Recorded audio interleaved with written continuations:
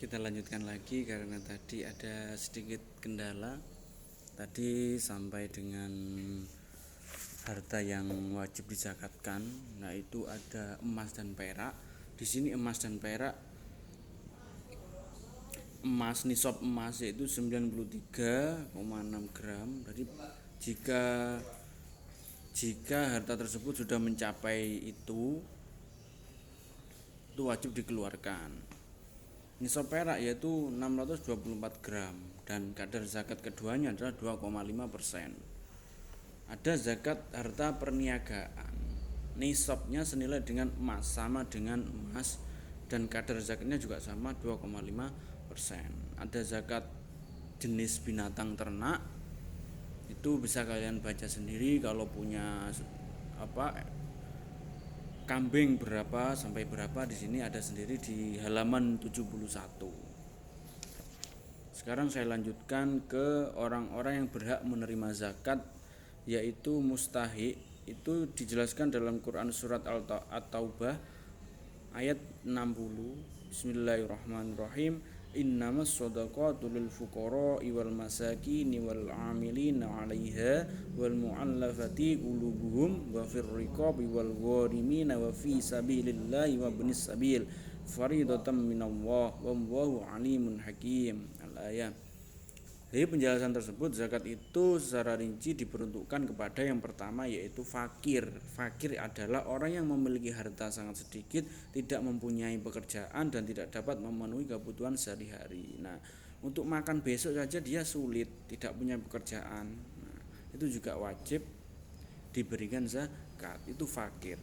Fakir itu tidak punya pekerjaan, buat makan besok, hartanya sedikit, tidak ada. Nah, itu fakir. Kalau miskin, keadaan orang yang mempunyai sedikit harta dan penghasilan serta tidak dapat memenuhi kebutuhan sehari-hari.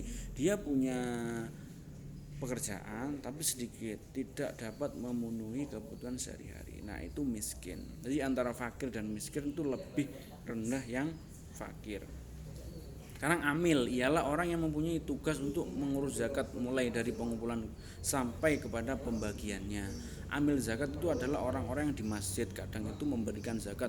Orang yang zakat di masjid, nah ada amil zakat, petugas untuk membagikan zakat itu adalah amil. Dia juga berhak mendapatkan zakat karena sudah mengurus zakat tersebut. Walaupun dia orang kaya tapi dia mengurusi zakat, nah itu berhak menerima zakat. Sekarang mu'alaf, orang yang hatinya masih lemah seperti baru saja masuk Islam.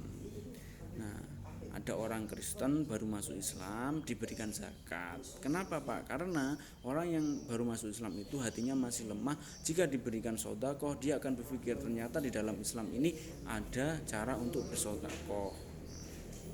Sekarang rikob, pada zaman awal perkembangan Islam, zakat digunakan juga untuk menghapus sistem perbudakan dengan cara memerdekakan budak dari majikannya. Setelah dimerdekakan, budak itu mempunyai kebebasan hidup sebagaimana layaknya. Jadi dulu, ketika zaman dulu di Arab sana itu ada orang yang dibeli, seperti Bilal bin Rabah. Dulu itu menjadi budak, ya, dibeli oleh tuannya. Kamu berani membeli orang ini berapa? Nah, jadi kalau dia dibeli orang lain, kadang diperbudak. Nah, itu juga wajib diberi zakat. Gharim ialah orang yang mempunyai banyak hutang. Hutang itu bukan untuk maksiat tetapi untuk kebaikan. Contohnya orang hutang untuk berdagang kemudian bangkrut. Nah, seperti halnya banyak uang, banyak hutang, tapi hutang itu dalam kebaikan.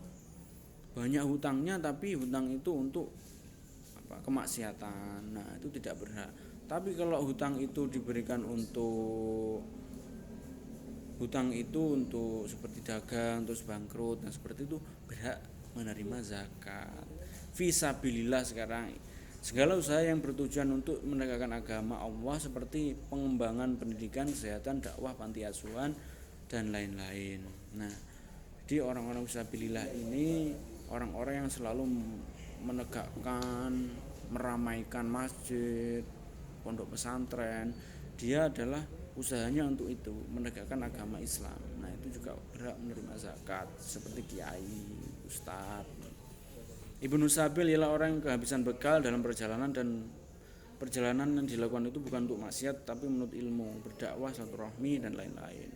Ziarah, nah, jadi kemana tujuannya baik, kehabisan bekal, berhak menerima zakat. Nah, sekarang hikmah zakat.